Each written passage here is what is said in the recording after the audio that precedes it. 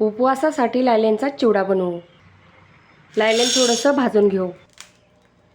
हे व्यवस्थित असं भाजून घेतलं. तेलामध्ये टाकून तळून घेऊ.